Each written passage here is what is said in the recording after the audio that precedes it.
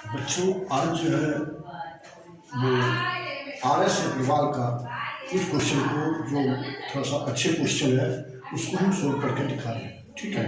जैसे question number 4 RS Agarwal का exercise 1.A का ये है let R equals to X Y, R मतलब relation X Y such that x plus 2y equals to 8 be a relation on and write the range of R। बच्चे यहाँ पर हमें एक रिलेशन दिया हुआ है, उसके हिसाब से हमने यहाँ पे R तो सबसे बच्चों पहले इसके लिए हम क्या करते हैं, यहाँ पर A और B दो सेट ले लेते हैं, A एंड X और Y दिया है, सॉरी X एंड Y। तो यहाँ पर ये X और Y के लिए क्या हो गया बच्चों, यहाँ पर जो ये रिलेशन दिया हुआ है R क्या दिया है x plus 2y equal to 8, ये रिलेशन दिया हुआ है। तो यहाँ पर x में जो मेरा क्या सब दिया हुआ है, नेचुरल नंबर दिया है 1 2 3 4 5 जो भी लेना है ले लीजिए, लेकिन इधर भी क्या होगा रिलेशन में भी होगा, यहाँ पर जो है 1 से लेके 8 तक तो मिनिमम होना चाहिए 1 2 3 4 5 6 7 8 8 भी इसलिए नहीं होगा नेचुरल नंबर है तो 8 तक y पहुँचेगा ही।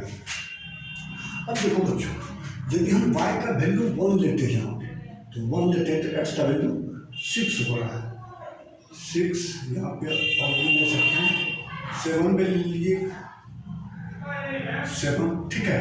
तो 6 का वैल्यू x 6 लेते हैं y 1, ठीक है, x 6 तो y 1 हो रहा है, एक पेयर मेरा बन गया 6 और 1, ठीक है बच्चों। दूसरा अब यदि y का वैल्यू वही 2 लेता तो 2 2 जा 4 तो x 4 हो रहा है, 4 वाला है ये 2 पे जाएगा 4 और x 4 y 2 हो रहा है। तीसरा अब यदि हम यहाँ पर y 3 लेते हैं 3 2 जा 6 तो x 2 हो रहा है तो 2 जो है 3 का 3x 2 और 3 2 और 3। अब यदि इसके बाद कोई भी वैल्यू लेते हैं तो वो सभी जो है इसको सेटिस्फाइड नहीं करेगा। जैसे 1 ही लेते हैं y का वैल्यू 1 तो यहाँ पर ये क्या गया x जो है y का वैल्यू 1 यदि लेते हैं ये क्या कहते हैं 3 1 2 3 को छोड़ करके 4 यदि लेते हैं जैसे यहाँ y की जगह पे 4 लेते हैं तो ये हमारा क्या होगा यही 8 हो जाएगा, x तो 0 हो जाएगा मेरा, तो 0 तो इसमें नेचुरल नंबर में आता नहीं है इसीलिए ये 4 भी नहीं होगा, 5 भी लेंगे तो वो एवॉर्ड चल जाएगा, ये सब से कोई भी इधर नहीं होगा। इसका जो हम रेंज जानते हैं ये वाला जो पोजीशन होता है इसका रेंज कहलाता है, तो रेंज ऑफ R क्या हो जाएगा आपका 1 2 3 1 2 3, तो इसका जो रेंज होगा बच्चों वो क्या होगा 1 2 एंड 3। यही मुझे कोडोमेन पूछ जाएगा तो कोडोमेन में जो है आपका सभी नेचुरल नंबर आ जाएगा, एवरी नेचुरल नंबर, ठीक है बच्चों। ओके बच्चों next question very very important of RS Agarwal question 9 exercise 1A। Let S be the set of all sets and let R equals to AB such that A is a proper subset of B। यहाँ पर क्या हुआ that is इसका meaning होता है A is a proper subset of B so that R is a quantity but not reflexive and solid, ठीक है। तो सॉल्यूशन देखिए, सबसे पहले इसमें हमें रिफ्लेक्सिव लिखना है, रिफ्लेक्सिव और कंडीशन क्या दिया है relation R equals to AB such that A is proper subset of B। बच्चों हम जानते हैं प्रॉपर सबसेट क्या होता है, एक ऐसा सेट A का एक ऐसा सेट जो B में हर एक एलिमेंट तो आए, एटलीस्ट वन एक एलिमेंट, एटलीस्ट मतलब कम से कम एक एलिमेंट ऐसा हो जो B में जो क्या हो कि A में प्रेजेंट ना हो, मतलब A का उसमें कोई भी रिलेशन ना हो, तो उससे हम उस कंडीशन में हम क्या कहेंगे A जो है वो क्या है proper subset of B। Suppose that A में हम मान लेते हैं 1 2, बी में मान लेते हैं 1 2 3, तो 1 का 1 सपोज दैट एंड 2 का 1, तो एटलीस्ट 3 जो है वो ए में नहीं आ रहा। Then the case is said that A is a proper subset of B. इसका मतलब हुआ कि कोई भी सेट अपने आप का प्रॉपर सबसेट नहीं हो सकता। एज एग्जाम्पल रिफ्लेक्सिव के लिए हम एक समझने के लिए लेते हैं, इसमें जब 1 2 3 है तो ये में भी 1 2 3 होना चाहिए, तभी तो ए और ए कहलाएगा। इसका हर एक का तो एलिमेंट का बनेगा ही, मतलब every set is a subset of itself. मतलब ए जो है वो सबसेट ए का तो हो सकता है बट प्रॉपर सबसेट नहीं हो सकता है। यानी मतलब एक एलिमेंट ऐसा दोनों में से कोई नहीं हो सकता है जो कि दूसरे में प्रेजेंट नहीं हो। क्यों? ये सेट ये है, दूसरा भी यही सेट है। रिफ्लेक्सिव हम ए का ए में रिलेशन देखते हैं, तो कहने की मतलब ये हुआ कि ये रिफ्लेक्सिव तो हो नहीं सकता। एवरी सेट लिख सकते इसको हम, every set is a subset of itself. ठीक है बच्चों, इसका मतलब हर एक सेट जो होता है अपने आप का सबसेट तो होता है बट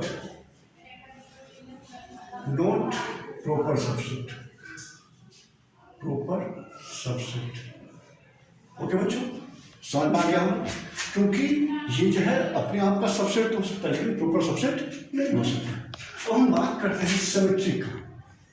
सिमेट्री में हम जानते हैं बच्चों कि यदि ए जो है प्रॉपर सबसेट है बी, तो बी कभी नहीं हो सकता है प्रॉपर सबसेट ए का। क्यों? एक एग्जाम्पल है, ए में जो है 1 2 है, बी में 1 2 3 है। ठीक है बच्चों, तो इसका जो है हर एक एलिमेंट्स 1 का 1 2 का 2 1 ये तो हो रहा है। अब यदि हम कहें कि बी का ऐसा हो रहा है क्या, बी अब इसको मान लेते हैं, ए इसे मान 1 2 3 और 1 2, 1 का तो 1 में बन सकता है प्री इमेज, 2 का 2 में, लेकिन ये 3 का तो उसमें बन नहीं रहा। कहने की मतलब ए यदि बी का प्रॉपर सबसेट है तो बी कभी भी ए का प्रॉपर सबसेट नहीं हो सकता। Clear that? क्योंकि एक एलिमेंट्स बी में ऐसा है जो कि ए में नहीं है, तो वो ए का ऐसा कोई भी एलिमेंट्स होगा जो बी में नहीं होगा। ए का एवरी एलिमेंट्स बिलोंग करेगा बी में, इसीलिए it is a not symmetric. It is not symmetric. ठीक है बच्चों, अब हम बात करते हैं ट्रांजिटिव का। ट्रांजिटिव का कंडीशन क्या होगा? जैसे A proper subset of B, suppose that assume that B is a proper subset of C capital से मान लेते हैं इसको। ठीक है, तो क्या ए जो है प्रॉपर सबसेट होगा सी का? ऑब्वियसली होगा बच्चों, क्योंकि ए में यदि हम 1 2 माने, बी में 1 2 3 माने और बी और सी जो है इसमें हम 1 2 3 4 मान लेते हैं। इसका 1 का इसमें, 2 का इसमें, 3 का, तो ये देखो ये जो है ए बी का तो प्रॉपर सबसेट, बी जो है सी का प्रॉपर सबसेट है, ए बी क्या होगा? सी का सबसेट होगा, क्योंकि एटलीस्ट 1 एलिमेंट, एक से ज़्यादा भी हो सकता है। तो ये 1 और 2 का जो सेट इसमें तो आ रहा है रिलेशन, लेकिन 3 और 4 का नहीं आ रहा है, तो ए जो है प्रॉपर सबसेट होगा सी का। So it is a transitive. ठीक है बच्चों, समझ आ गया? क्योंकि ए का हर एक एलिमेंट्स बी में बिलोंग कर रहा है, बी का हर एक एलिमेंट सी में कर रहा है, तो ए का भी हर एक एलिमेंट सी में करेगा, और सी में एक एलिमेंट ऐसा होगा जो बी में नहीं है तो ए में भी नहीं होगा। Clear that? इसी को हम देख भी सकते हैं रीजन में। ठीक बच्चों, थैंक यू बच्चों। बच्चों नेक्स्ट क्वेश्चन एक्सरसाइज 1B का, so that the relation R on N into N, मतलब नेचुरल नंबर से natural number, defined by A B relation C D, क्या दिया है? A plus D equals to B plus C is an equivalent relation. अब बच्चों हम equivalent के बारे में हम बता चुके हैं। इक्विवेलेंट रिलेशन क्या होता है? ऐसा रिलेशन जो कि रिफ्लेक्सिव भी हो, सिमेट्रिक भी हो और ट्रांजिटिव भी हो। तो अब इसे हमें ये दिखाना है, क्योंकि सो दैट का दैट, सो दैट के लिए हम क्या बताए थे? हम कोई भी एग्जाम्पल यदि उसको सेटिस्फाई कर रहा है तो उसको हम दिखाते हैं। तो यहाँ पर हम देखते हैं बच्चों क्या हो रहा है, इसमें जो है रिलेशन मेरा क्या दिया है, ये दिया हुआ रिलेशन। ये रिलेशन क्या है? A B relation C D, क्या दिया हुआ है इसका? ए प्लस डी, मतलब इसका जो है ना एक्सटर्नल का सम ए प्लस डी और जो है मीन का सम बी प्लस सी, ये हमारा रीजन दिया हुआ है। अब इसी पर हम सभी केस को देखेंगे।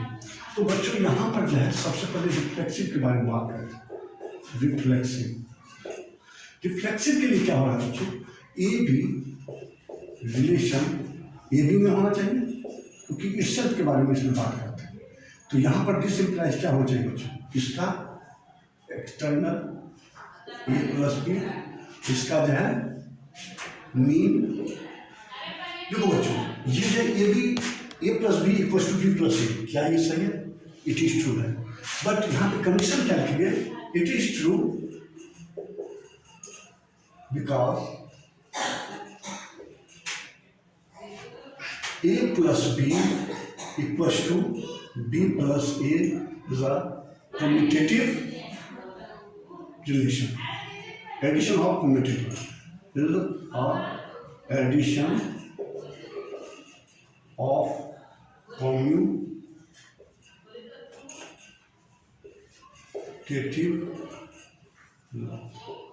ये कम्यूटेटिव लॉ से ए प्लस बी बराबर ए प्लस ए, क्योंकि ये नेचुरल से नेचुरल नंबर से नेचुरल नंबर में ये जो है सेटिस्फाइड करेगा। ठीक है बच्चों। अब दूसरा इसका मतलब it is reflexive, it is reflexive. अब दूसरा है कंडीशन बच्चों सिमेट्रिक के लिए। सिमेट्रिक के लिए क्या होता है बच्चों, A B relation C D, A B relation C D. तो क्या दिया है बच्चों यहाँ पर, एक्सटर्नल ए प्लस डी बराबर बी प्लस सी। अब मैं बच्चों इसी का हम यदि रिवर्स देखेंगे, सी डी रिलेशन ये भी देखना होता है। तो ये क्या होना चाहिए बच्चों, इसका भी external C plus D equal to D plus A. ये देखो बच्चों यहाँ पर क्या है, यहाँ पर डी प्लस ए। अब बच्चों यहाँ से हमें पता लग रहा है कि C plus B it means B plus C के बराबर है, और ये D प्लस है ये A प्लस डी के बराबर है। कहने मतलब A प्लस डी यदि B प्लस सी के बराबर है तो C प्लस डी भी क्या होगा, D प्लस ई के बराबर होगा, क्योंकि it is a commutative law satisfied. इसको भी हम लिख सकते हैं B प्लस सी बराबर A plus D. It is a commutative, it is addition of commutative law satisfied. Commutative law satisfied. ठीक है। कहने मतलब ये सिमेट्रिक जो होगा, ये देख रहे हैं ए plus D B plus C के बराबर है, तो सी प्लस बी क्या होगा, डी प्लस ए का, क्योंकि सी प्लस बी को हम बी प्लस सी लिख सकते हैं और डी प्लस ए को हम बी प्लस डी लिख सकते हैं। तो ये एक दूसरे के इक्वेशन सेटिस्फाइड है। ठीक है। अब तीसरा it is symmetric, it is symmetric. अब तीसरा आता है बच्चों ट्रांजिटिव। अब ट्रांजिटिव लॉ के लिए क्या होता है, A B relation C D, क्या दिया है बच्चों हमें, A D sorry A plus D equal to B plus C दिया। तो अब C D relation E F हम इसको मान के चलते हैं, तो ये क्या हो जाएगा, इसका भी external C plus F equal to D plus E. ठीक है। अब हमें दिखाना है कि A B relation E F में ये सेटिस्फाइड करेगा।